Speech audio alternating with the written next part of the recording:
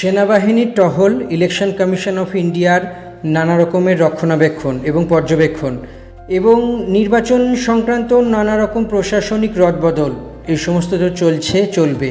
গণতান্ত্রিক উৎসব অর্থাৎ ভোট এর অন্যতম বড় সড়ো ঘটনা এটাই, এবং এই নিয়ে চলছে চুলচেরা বিশ্লেষণ।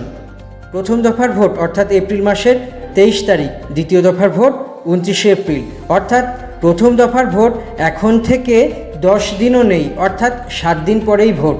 এবং এই ভোটে কি হবে? প্রহর গুনছে গোটা দেশের সঙ্গে বাংলার 294টি আসনের ভোট যুদ্ধ শুরু হবে।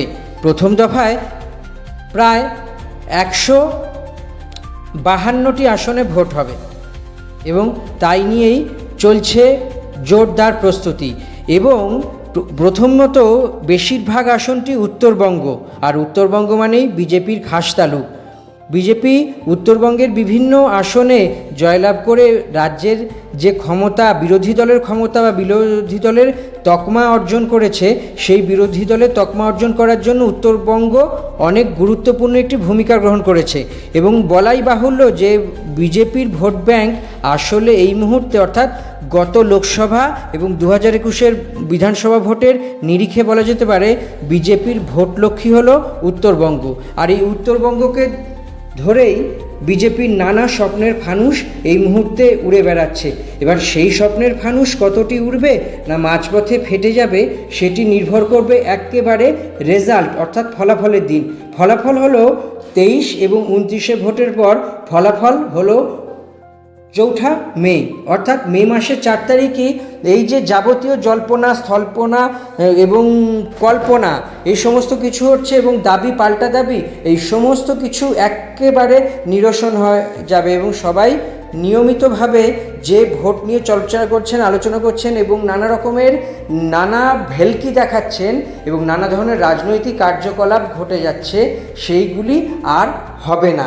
চোখের সামনে পরিষ্কার বিধানসভা ভোটের রেজাল্ট অর্থাৎ ফলাফল, মানে আগামী 5 বছর বাংলার হাতের রাশ কার হাতে যাবে সেটি একেবারে পরিষ্কার হয়ে যাবে, একেবারে জলবৎ তরলং, অর্থাৎ জলের মতোই পরিষ্কার এবং স্বচ্ছ।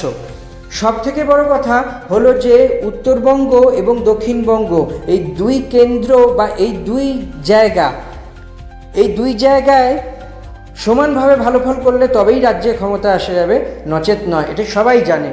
কিন্তু এরই মাঝে শাসক দল তৃণমূল কংগ্রেস এবং তৃণমূল কংগ্রেসের সুপ্রিমো মমতা বন্দ্যোপাধ্যায় যেভাবে সারা রাজ্য চষে বেড়াচ্ছেন ভোটের প্রচারে, বিজেপি নেতারাও, বিজেপি শীর্ষ নেতা অর্থাৎ নরেন্দ্র মোদী এবং অমিত শাহ ক্রমাগত বাংলায় আসছেন এবং বিভিন্ন জায়গায় সভা করছেন, রীতিমতো কার্পেট বম্বিং যাকে বলা হয়। একদিকে মমতা, একদিকে মোদী। মমতা বন্দ্যোপাধ্যায় 2016 সালে যখন নারদ মামলা সামনে এলো তখনই বলেছিলেন যে 294টা আসনে কে প্রার্থী দাঁড়াচ্ছে না দাঁড়াচ্ছে দেখবেন, একটা কলা গাছও যদি দাঁড় করানো হয় সেই কলা গাছকেও মনে করবেন আমি, অর্থাৎ 294টা কেন্দ্রে আমি প্রার্থী। এতদিন বিজেপি কোনো রকমের মুখ ছাড়াই লড়ছিল, এবারও মুখ্যমন্ত্রী মুখ ছাড়াই লড়ছে, কিন্তু মমতার জুতোতে বিজেপিকে অর্থাৎ নরেন্দ্র মোদীকে পা গলাতে হলো। কেননা নরেন্দ্র মোদীকেও বলতে হলো যে কোন আসনে কে দাঁড়াচ্ছে দেখবেন না, 294টা আসনে প্রার্থী নরেন্দ্র মোদী এবং সমস্ত কিছুর গ্যারেন্টার মোদী। মমতা বন্দ্যোপাধ্যায় তাই নিয়ে কটাক্ষ করতে ছাড়েননি। তিনি বলেছেন যে আপনি 294টি বাংলার আসনের প্রার্থী আপনি বলছেন, তাহলে প্রধানমন্ত্রী হিসেবে আপনি পদত্যাগ করুন, পদত্যাগ করে বাংলার মুখ্যমন্ত্রী হন। তাতেই খেলা পুরো ঘুরে যাচ্ছে। বিভিন্ন সমীক্ষা সংস্থা বারে বারে দাবি করছে যে এবারের ভোটে তৃণমূলই বাজিমাত করবে এবং অমিত শাহ কেন্দ্রীয় স্বরাষ্ট্রমন্ত্রী ও প্রাক্তন বিজেপি সর্বভারতীয় সভাপতিকেও বিভিন্ন রিসার্চ সংস্থা থেকে জানানো হয়েছে যে বাংলায় তাদের ফল যাই হোক ক্ষমতা অর্জন করার জন্য যথেষ্ট হবে না, এটি খুব ভালো করে জেনেছেন। এবং সেই রিসার্চের রিপোর্ট যখন গ্রাউন্ড লেভেলে বা নিচের তলার কর্মীদের বা নিচু তলার কর্মীদের কাছে এসেছে তখনই একটা প্যানিক তৈরি হয়েছে এবং শোনা যাচ্ছে বিজেপির 47 বিধায়ক বিজেপির 47 বিধায়ক নাকি তৃণমূলের সঙ্গে রীতিমতোভাবে যোগাযোগ রাখছে। 47 বিধায়কের মধ্যে 32 থেকে 33 বিধায়কই হলো উত্তরবঙ্গে, অর্থাৎ যেই উত্তরবঙ্গকে কেন্দ্র করে বিজেপির স্বপ্ন দেখছে সেই উত্তরবঙ্গেরই প্রায় 32 থেকে 33টি বিধায়ক।